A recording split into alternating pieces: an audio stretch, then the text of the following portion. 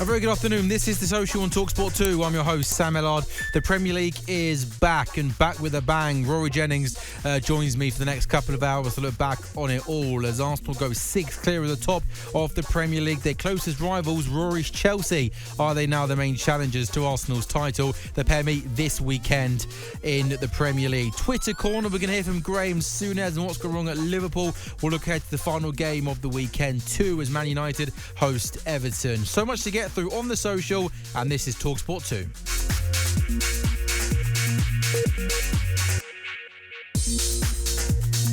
The talkSPORT 2 Social. First, though, some headlines this Monday afternoon. Simon Jordan has told us it's hard to see anyone giving Arsenal a real challenge in the title race this season. The Gunners went 6 clear after hammering North London rival Spurs yesterday. Simon says Arteta's side could easily pull away from the chasing pack. As for Liverpool, club legend Graham Souness has told us it would be foolish to write the defending champions off this early in the season. Their 3-0 home defeat to Nottingham Forest saw them slip to 11th and 11 points behind Arsenal. Elsewhere, talkSPORT understands Vinicius Jr. has told Real Madrid he will not renew his contract, while Xavi Alonso is the manager. The Brazilian forward doesn't feel he's getting the minutes he deserves. Saudi Pro League club Al Ahly in particular are prepared to sign him after the World Cup. And England's first choice batsman won't be featuring this weekend in an Ashes tour game in Canberra. The tourists were beaten inside just 2 days in the first test in Perth, meaning an extended gap before their next match of the series. Only bowlers Josh Tongue and Matt Potts and batter Jacob Bethel will be joining up with the England Lions for their match over the course of the weekend. Good afternoon, Rory Jennings. How are you, my friend? How was your weekend? It was ruined, actually. It was ruined by Arsenal and everybody surrounding Arsenal making it so easy for them. It was a disastrous weekend, really, despite the fact that we won. I obviously took joy in that. Manchester City opening the door for Arsenal, Liverpool rolling out the red carpet, and then Tottenham making sure that there was some champagne waiting for them on arrival. It was about as disastrous as it could be for anyone like me who doesn't want to see Arsenal win the league. I guess it's all on Chelsea then, isn't it?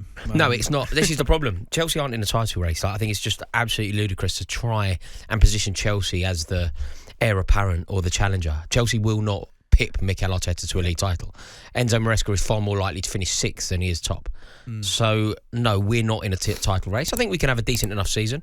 I think that we can give certain teams trouble on an individual occasion. I think that we are a decent cup team and we'll probably make it top 4, top 5. I think we'll make it into the European Cup. So it won't be a bad season. And the objectives of the club, sadly, are that. We will reach our objectives the way that the ownership see the club. I'm desperate for Arsenal not to win the league, and it's not looking good. We'll do more on Chelsea-Arsenal in the next part of the show, Roy, but I just wanted to speak and focus now on Spurs, who were really poor yesterday, weren't they? They're a joke. They're 9th in the Premier League table, and we should say they're only 3 points off the top 4. It's very tight, isn't it, at the moment? Oh, right. How far off the bottom 3 are they? You know, it's all very well positioning it like that. 7 points off. Yeah, 7 exactly. points off. Yeah. But it's tight, isn't it? And every team are sort of one win away from jumping up 4 places and a defeat away from jumping down. But it was a really bad performance. They also were really poor, weren't they, against your lot Chelsea a couple of weeks ago. And there has been lots of Spurs fans on social media, 12 games into the season, questioning Thomas Frank, his tactics, their kind of style of play in particular. They were really defensive yesterday and really poor against you in terms of not creating many chances. Where are you at in terms of the very early stages of Thomas Frank and people calling for him to maybe be sacked this early on in the season? Look, I totally understand it. I think it's early. But I also think if you know that it isn't working, if you know that it doesn't chime, if you know that it's not correct, it's not a good fit, then why on earth are you persevering with it? Like, people who use examples, well, Mikel Arteta had a dodgy start to his Arsenal tenure, or Sir Alex Ferguson had a dodgy start to his Manchester United tenure. Yeah, fine. There are examples of persevering with a manager and ultimately being rewarded. But there are far more examples of persevering with a bad manager and regretting that you have done so. Sacking a manager is the sign of good ownership. It's a sign of ownership who realise that things have gone wrong. When Roman Abramovich appointed Luis Felipe Scolari off the back of winning a World Cup with Brazil, it felt like a very good appointment. We soon realised that it was a pitiful appointment and we got rid of him as quickly as we could. That was impressive. You know, you do the right thing as quickly as you can. And I think it's gone majorly wrong at Tottenham. It's not... You know, those performances in derbies, they're completely unacceptable. The fans are obviously going to be irate because you can lose to Chelsea at White Hart Lane. Tottenham fans are very used to that. But you have to turn up. You have to make it a fight. You have to offer something. And losing at the Emirates, a lot of teams are going to lose at the Emirates this season, but very few will put in less effort than that Tottenham team. Very few will be as easily beaten as that Tottenham team. And they drive you mad, Tottenham, because as a club, their entire identity revolves around hating Arsenal. Their entire philosophy, their entire personality, their entire club motto, it feels like it is derided from their antipathy towards Arsenal. They hate them, and then they roll over for them like that. And not only do they do that, the idiots, but then they open the door for Man City and give Man City 3 points every season. Take 3 points off Man City every season. They give Arsenal 6 points, and they'll definitely take 3 points off Man City. They really have done this season. They beat the second game of the season. They're idiots, and I totally understand why it's a conversation now about his future, because there are some appointments that are made, particularly from managers who do well at very small clubs like Brentford. Graham Potter was a very good Brighton manager, apparently. He was so out of his depth at Chelsea. It became so apparent so early that the job was just too big for him. When you go into these big clubs, Tottenham are a huge football club. When you go into a club like that, the expectation and the pressure and the eyeballs upon you, it's something else. You're not only a football manager. You are the public face of a club. You are effectively the personality of a club. And, you might be a decent tactician in a rather geeky way at Brighton. But you cannot be a Chelsea manager if you do not have the stature to be a Chelsea manager. You cannot be a Tottenham manager if you do not have the stature to be a Tottenham manager. And I'm not sure that Thomas Frank is the personality for it. Going and playing a really defensive style at Brentford, playing a long ball at Brentford, you can be forgiven. Tottenham, the traditions of that club, Chris Waddle, Ozzy Ardiles, Ricky Villa, Gareth Bale, Paul Gascoigne, Glenn Hoddle, they're not going to allow for the Tottenham way, whatever your definition of that ideology. They're not going to allow for 5 at the back, plus Paulinho, plus Bentancur, no ambition, no execution, no desire to play football, no desire to attack. They went to Arsenal, their biggest rival, and they waved a white flag. Sackable.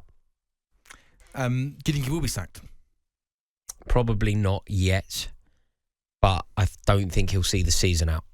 And I don't think he deserves to, by the way. I like Frank, and to be totally frank with you, I thought it was a good appointment. When they made the appointment, I thought it was a good one.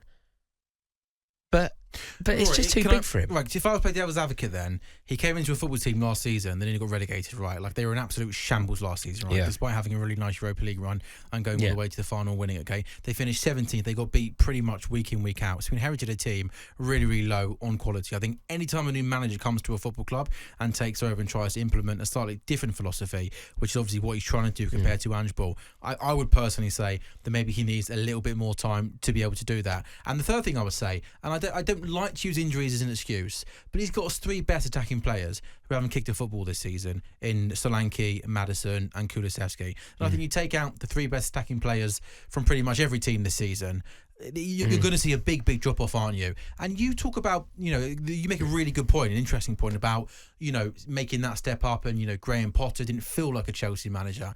Maybe I'm biased because I've met Thomas Frank and interviewed him lots of time. I don't think that he is weak. I don't think that he's mentally fragile. I actually do think he has got that character and that authority to manage one of the bigger clubs. So do you know what, Sam? They're my reasons why I think sacking him 12 games into a season would be a really big mistake. The reason why I have to push back on that is because, despite the fact, look, firstly, you're a charming man and you will see the good. Secondly, you've met Thomas Frank and therefore you have a sympathy and a forgiveness. I don't particularly care. I don't particularly care about the emotion. I don't particularly care about the conduct. I don't particularly care. I can see it and be fairly brutal. I'm often quite scathing, and I do judge footballers, football managers, people within the game to a ridiculously high standard.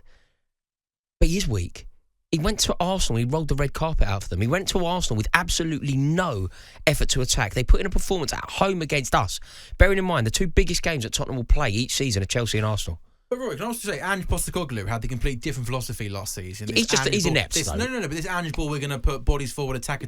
Yeah. And then obviously didn't work. They ended up being caught open game in, game out. And then people criticised him for being manager. But he's an inept manager. I don't think it's fair to compare Thomas Frank to Ange Postecoglou's just inept. Ange Postecoglou isn't capable of being a Premier League manager. It was a ludicrous appointment that ended up fluking their way to a European trophy that has somehow papered over the cracks and made the history quite kind to Postecoglou.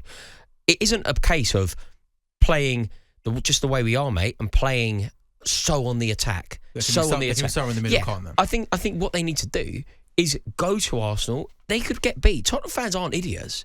They know that they can go and get beat at Arsenal. But there is a way and a manner of getting beat. I tell you this, I guarantee you this. When Chelsea play Arsenal next week, whether Chelsea win, lose or draw, it will be a fight. Enzo Fernandez will go through the back of someone. Moises Caicedo will have someone round the neck.